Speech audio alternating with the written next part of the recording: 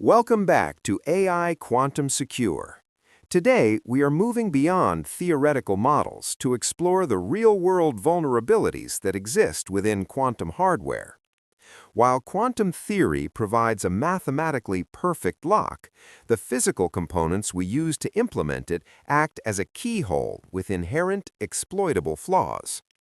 On your screen is our MDI QKD overview, a comprehensive look at how we secure the untrusted quantum middleman. This architecture is designed to deconstruct the single biggest weakness in quantum security, the detectors. Our forensic analysis focuses on several critical areas. The architecture of interference. Jennifer and John fire synchronized laser photons into a central untrusted measurement node, the 50-50 beam splitter. This core device forces photons to interfere, mixing probability amplitudes rather than reading raw bits. Constructive versus destructive interference. Synchronized phases create loud signals that trigger detector D0, while opposing phases divert energy to detector D1. The logic of security. This system prioritizes parity over privacy. The middleman, Chris, only learns the relationship, the parity between bits, never the actual secret values themselves. Instant attack detection. We rely on Bell state projection. If an eavesdropper attempts to listen, they destroy the quantum superposition, replacing clear interference patterns with detectable static noise. As we move through this briefing, keep this in mind. We are shifting from a reliance on hardware integrity to a system secured by the immutable laws of physics and the Born rule. Let's dive into the mechanics of the untrusted node. As we've seen throughout this briefing, the single biggest vulnerability in quantum security isn't the transmission of light itself. It's the hardware used to measure it. Our previous case files proved that if an adversary can exploit a detector's physical loophole, the entire quantum promise collapses. To solve this, we move to Measurement-Device Independent Quantum Key Distribution, or MDI QKD. In this architecture, we introduce a central node. Let's call him Chris. Jennifer and John both send their quantum states to Chris, who performs a joint measurement and announces the results. The breakthrough here is that Jennifer and John no longer need to trust the hardware at the measurement station. Even if Chris is an adversary or his detectors are flawed, he cannot learn the secret key, nor can he manipulate the measurement to favor an outside attacker without being detected. By shifting the burden of measurement to an untrusted middleman, MDI QKD deconstructs the detector loophole entirely. It provides a physical and mathematical proof of security that remains unconditional, regardless of hardware imperfections. This is how we move from securing the component to securing the entire network architecture. As we've seen throughout this briefing, the single biggest vulnerability in quantum security isn't the transmission of light itself. It's the hardware used to measure it. Our previous case files proved that if an adversary can exploit a detector's physical loophole, the entire quantum promise collapses. To solve this, we move to Measurement-Device Independent Quantum Key Distribution, or MDI QKD. In this architecture, we introduce a central node. Let's call him Chris. Jennifer and John both send their quantum states to Chris, who performs a joint measurement and announces the results. The breakthrough here is that Jennifer and John no longer need to trust the hardware at the measurement station.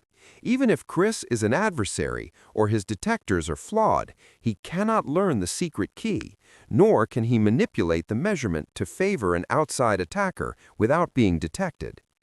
By shifting the burden of measurement to an untrusted middleman, MDI QKD deconstructs the detector loophole entirely. It provides a physical and mathematical proof of security that remains unconditional, regardless of hardware imperfections. This is how we move from securing the component to securing the entire network architecture. In this third stage of our briefing, we move from the abstract hardware gap to the specific paradox that makes Jennifer and John's link vulnerable, the hardware physics paradox.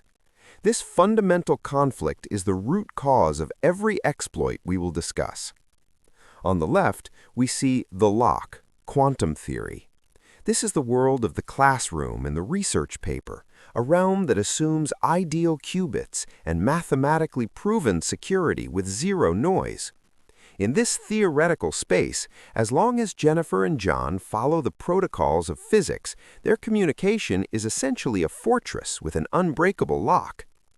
However, on the right, we see the reality they must actually build, the keyhole, hardware implementation. Real-world security does not rely on equations, it relies on lasers, diodes, and modulators.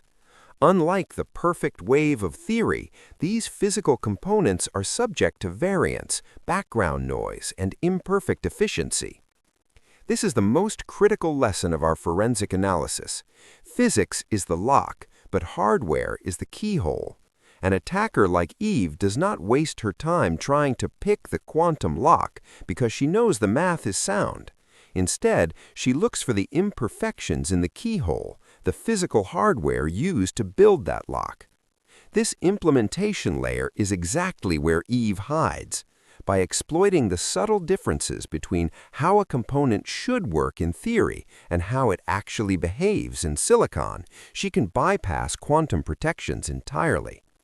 As we move forward, keep this paradox in mind. We aren't looking for a flaw in the universe, we're looking for a flaw in the machine. In this technical deep dive, we examined Case File 01, Detector Blinding. This exploit represents a form of coercion, where Eve forces Jennifer's quantum sensors into behaving like predictable classical devices. To understand how this vulnerability is weaponized, we must look at the response of the single photon avalanche diode, or SPAD. Normal operation, in Geiger mode, under standard conditions, the detector operates in Geiger mode. It is hypersensitive, meaning a single incoming photon triggers a sharp digital voltage spike, allowing the system to register quantum information accurately. The blinding pulse. Eve intervenes by shining a bright, high-intensity blinding pulse into the fiber. This massive influx of optical power overwhelms the SPAD's quantum sensitivity. Linear mode, blind. Once saturated, the detector is pushed out of its quantum state and into linear mode. In this state, the hardware is blind to individual photons. It no longer produces digital clicks from John's legitimate quantum signals. Instead, it acts like a classical sensor that only responds to the high power pulses Eve chooses to send. The exploit in practice. By holding the detector in this blinded state, Eve gains deterministic control. She can dictate exactly when Jennifer's hardware clicks by sending her own bright classical pulses. Because these pulses produce clean results without the noise typically associated with eavesdropping, Jennifer and John may never realize their key has been compromised at the hardware level. The engineering defense. To close this keyhole, we implement power monitoring. A watchdog circuit continuously tracks the input intensity. If the light levels exceed the strict single-photon threshold required for Geiger mode, the system identifies the anomaly as a blinding attempt and immediately aborts the protocol. By auditing the power hitting the silicon, we ensure the hardware remains in the quantum regime. Now let's step inside the black box to examine the core component of this architecture, the 550 beam splitter. This is not a digital switch, but a physical one. As Jennifer and John fire their photons into this device, it mixes their probability amplitudes. Think of it like water waves colliding in the dark. The photons are forced to interfere with one another, creating a physical relationship between the two signals. Crucially, the final output is dictated entirely by the laws of wave mechanics, not by software decisions or human intervention. This mechanical impartiality is exactly what prevents the untrusted node from tampering with or reading the data. Focusing on the physics of constructive interference within the MDI QKD architecture, in our first scenario, we witness the physics of a successful match through constructive interference. This occurs when the photons fired by Jennifer and John are perfectly synchronized, meaning they arrive at the central beam splitter in the same phase. In the quantum realm, when these probability amplitudes are in sync, they don't just pass through one another, they add together. The physical result of this summation is a single, loud signal that is directed with precision toward detector.The. When Jennifer and John see that detector.The has clicked, the system has physically registered a match. This isn't a software calculation, it is a direct result of wave mechanics, proving that their initial bit values were identical. In our second scenario, we witness the physics of a mismatch through destructive interference. This occurs when the signals sent by Jennifer and John are opposed or out of sync. In this state, one wave pushes up while the other pushes down, causing their probability amplitudes to subtract from one another. The result is a physical cancellation at the primary port. Because the energy cannot manifest at the first detector, the photon energy is forced to trigger detector.D1 instead. For Jennifer and John, a click at detector.D1 is the undeniable physical proof that their initial bits were different, allowing them to build their secure key based on the known parity of their signals. The parity logic matrix. To understand how Jennifer and John build their secret key without Chris ever seeing the data, we must look at the parity logic matrix. This is the mathematical map that translates physical interference into binary logic. When the detectors register constructive interference at D0, it signifies that Jennifer and John's bits were a match. Either both were zeros or both were ones. Conversely, if the system registers destructive interference at D1, it serves as undeniable physical proof that their bits were different, a 0 and a 1, or a 1 and a 0. By the end of this exchange, Chris publicly broadcasts the parity, announcing whether the bits were the same or different. Because Jennifer and John each know their own starting bit, they can easily deduce the other's value. However, Chris is left only with the relationship between the bits.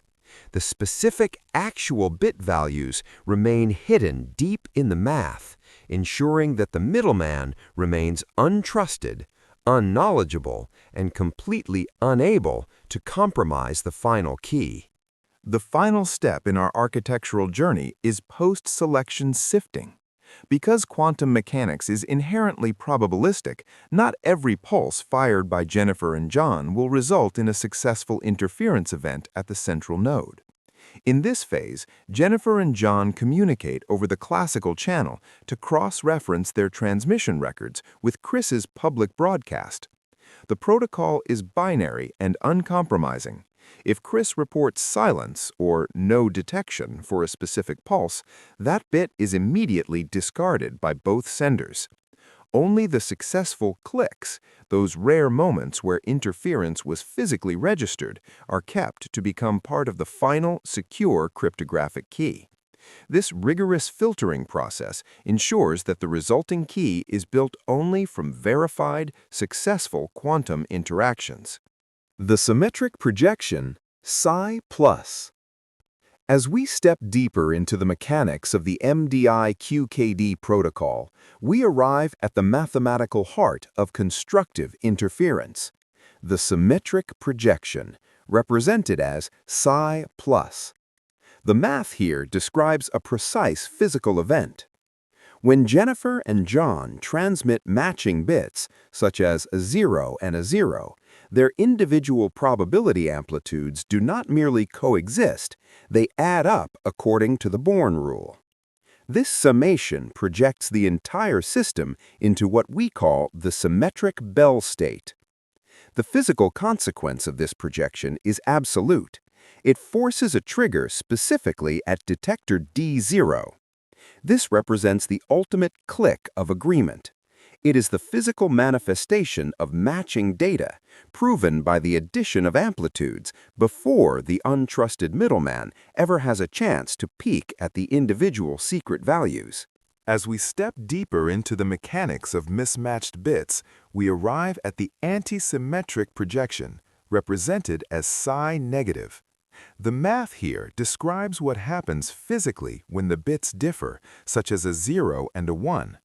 In this state, one of the signals carries a minus sign, causing the probability amplitudes to subtract rather than add. This mathematical subtraction leads to a physical 0 at the primary port. The result of this interaction projects the system into the anti-symmetric Bell state, psi negative. Because the energy is cancelled at the first port, it is physically forced to trigger a detection at detector D1.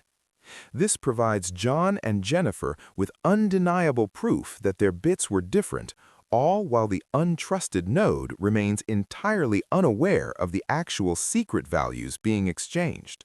As we conclude our technical analysis of the MDI QKD architecture, we arrive at the ultimate physical safeguard, the Born rule constraint. This is the mathematical guarantee that secures the entire protocol. Chris, as the untrusted middleman, is fundamentally bound by the laws of quantum mechanics. Specifically, the Born rule dictates that the outcomes of the interference events, whether they trigger detector D0 or D1, are determined by a physical probability distribution, not a software variable that can be manipulated. This provides our final proof of security. Chris cannot fake the measurement results to learn the key because the interference pattern itself dictates the outcome. In this architecture, the probability distribution is a physical constant of the universe. By relying on these immutable laws rather than the integrity of the hardware, we have successfully closed the keyhole, ensuring that Jennifer and John's secrets remain protected by the very fabric of quantum reality. The eavesdropper, Eve, and her impact on the MDI QKD architecture. As we have demonstrated, MDI QKD provides a robust defense against hardware-level attacks by removing the need to trust the central measurement node. However, the security of the protocol still ultimately relies on the fundamental principle of quantum interference. In this final case file, we analyze the impact of an interception attack by an eavesdropper, Eve. If Eve attempts to touch, measure, or intercept the photons as they travel from Jennifer and John toward the central beam splitter, she inevitably collapses their wave function. This physical interaction destroys the delicate state of superposition required for a successful Bell state measurement. The forensic result is immediate and undeniable. Instead of the clear, synchronized interference patterns John and Jennifer expect, the eavesdropping replaces the quantum signal with detectable random noise. As these compromised signals hit the detectors at Chris's node, they trigger simultaneous warnings. The interference is gone, replaced by static that alerts the system to the intrusion. This physical sensitivity ensures that any attempt by Eve to gain information before the measurement stage is instantly exposed, maintaining the integrity of the secret key. Detailing security through decoherence. We conclude our technical forensic with the protocol's ultimate fail-safe, security through decoherence. As we have seen, the entire MDI QKD architecture depends on the delicate state of quantum superposition to create interference at the central node. When an eavesdropper like Eve attempts to intercept or listen to the photons, she triggers an immediate physical collapse of that superposition. Without superposition, there is no interference, and the clear, readable distinction between detector D0 and D1 simply vanishes. The forensic result is a catastrophic failure of the signal. As shown in the monitor, the clean quantum exchange is instantly replaced by high-entropy random noise, causing the quantum bit error rate to spike above the 25% threshold. Eve reveals her presence the moment she tries to observe the data. In this architecture, interference lost equals attack detected, providing Jennifer and John with absolute physical certainty that their link has been compromised. In summary, we arrive at the unhackable exchange. By fundamentally redesigning the network so that Jennifer and John move the measurement process to an untrusted middleman, we have eliminated the critical need to secure the detectors themselves. As demonstrated in this briefing, the vulnerabilities Eve seeks to exploit, from detector blinding to time shifting, are nullified because the central node, Chris, is never given access to static, readable bits. Our final verification is simple. As long as the laws of quantum physics hold, the secret key remains secure. This architecture turns what was once a liability, the untrusted node, into a definitive strength of the AI quantum secure framework. Thank you for joining this forensic deep dive. Stay vigilant, and let's continue building a future that is secure by design. Follow AI Quantum Secure and subscribe to our YouTube channel for more content like this, and as we learn more and evolve more in this area. Thank you, and see you on the next video.